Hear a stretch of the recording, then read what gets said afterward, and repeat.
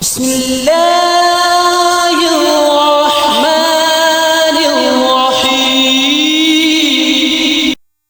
بسم اللہ الرحمن الرحیم۔ حضرت عبداللہ بن عباس رضی اللہ عنہما فرماتے ہیں رسول اللہ صلی اللہ علیہ وسلم نے ایک خط ایک آدمی عبداللہ بن خرافہ کو دیا کہ وہ بیرین کے حاکم منظر بن ساوی کو پہنچا دے۔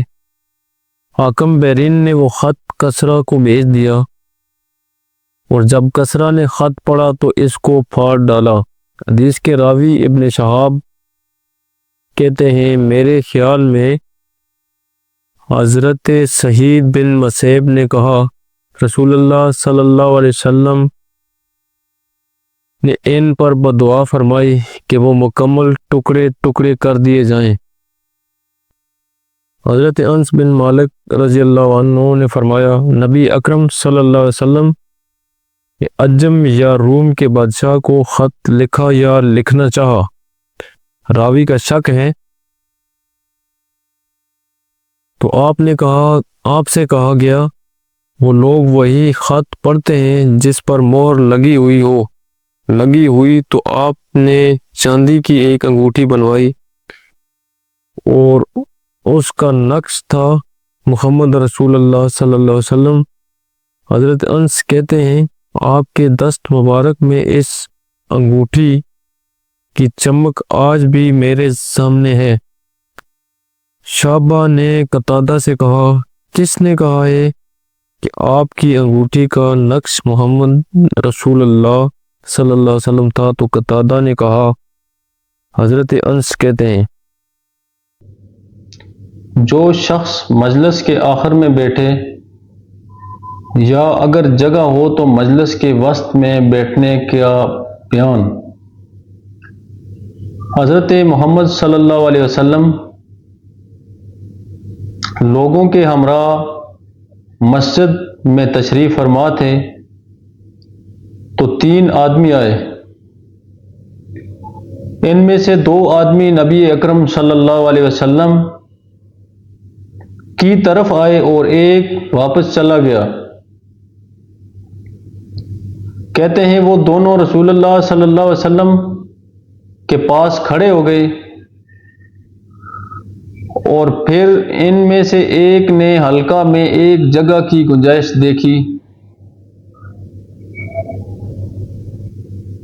تو وہاں بیٹھ گیا، اور دوسرا مجلس کے آخر میں بیٹھ گیا، اور تیسرا واپس چلا گیا۔ جب رسول اللہ صلی اللہ علیہ وسلم علم کی تعلیم سے فارغ ہوئے تو فرمایا کیا میں تمہیں ان 3 لوگوں کا حال بیان نہ کروں؟ ان میں سے ایک نے اللہ تعالی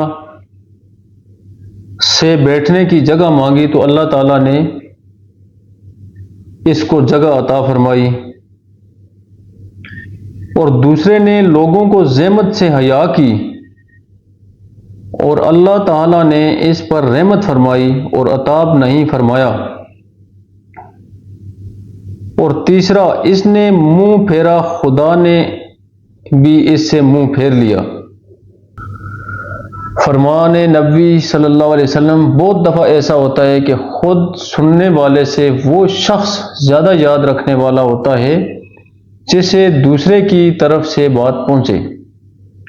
حضرت ابوبکر رضی اللہ عنہ نے ایک بار نبی اکرم صلی اللہ علیہ وسلم کا ذکر کیا تو کہا نبی اکرم صلی اللہ علیہ وسلم اپنے اونٹ پر سوار تھے اور ایک آدمی، اس سے مراد خود ابو بکرہ ہیں، اونٹ کی نکیل تھامے ہوئے تھا۔ آپ نے فرمایا آج کون سا دن ہے؟ ہم خاموش رہے یہاں تک کہ ہمارا خیال تھا آپ اس کو کسی اور نام سے موسوم فرمائیں۔ فرمایا کیا آج قربانی کا دن نہیں؟ ہم نے عرض کیا ہاں۔ پھر فرمایا یہ کون سا مہینہ ہے؟ اور ہم چپ رہے حتیٰ کہ ہم نے خیال کیا کہ آپ اس کا کوئی اور نام بتائیں گے؟ فرمایا کیا ماہ ذوالحج نہیں؟ ہم نے عرض کیا ہاں۔ آپ نے فرمایا تمہارا آپس میں باہم خون بہانا، مال لوٹنا اور عزتوں سے کھیلنا ایسے ہی حرام ہے جیسے اس دن اور اس مہینے اور اس شہر میں حرام ہے، اور چاہے کہ جو حاضر ہے اس کو پہنچائے جو یہاں موجود نہیں، ہو سکتا ہے شاید جس کو پہنچا رہا ہے وہ حاضر سے زیادہ یاد رکھنے والا ہو۔ نبی اکرم صلی اللہ علیہ وسلم واعظ و نصیحت کرنے میں اوقات کو نگاہ میں رکھتے تاکہ لوگ اکتا نہ جائیں۔ حضرت عبداللہ بن مسعود فرماتے ہیں وہ ایام جن میں آپ واعظ و نصیحت فرماتے ان کے اوقات کی ہم پر نگاہ رکھتے،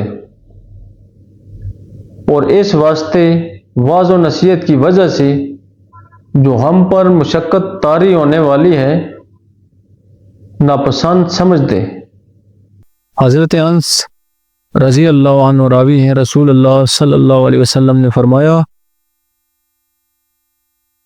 دین میں آسانی پیدا کرو، سختی نہ کرو، لوگوں کو خوشخبری سناؤ، انہیں متنفر نہ کرو۔ یعنی کہ آپ صلی اللہ علیہ وسلم کا فرمان ہے لوگوں کے ساتھ دین کے معاملے میں آسانی سے پیش آؤ، آسانی کرو، سختی سے گریز کرو، تاکہ لوگ تم سے متنفر ہو کر کوئی اور راستہ اختیار نہ کر لیں۔ جو شخص طالبان علم کے لیے کچھ دن مقرر کرے۔ حضرت ابو وائل رضی اللہ عنہ فرماتے ہیں حضرت عبداللہ بن مسعود لوگوں کو ہر جمعرات واعظ فرماتے۔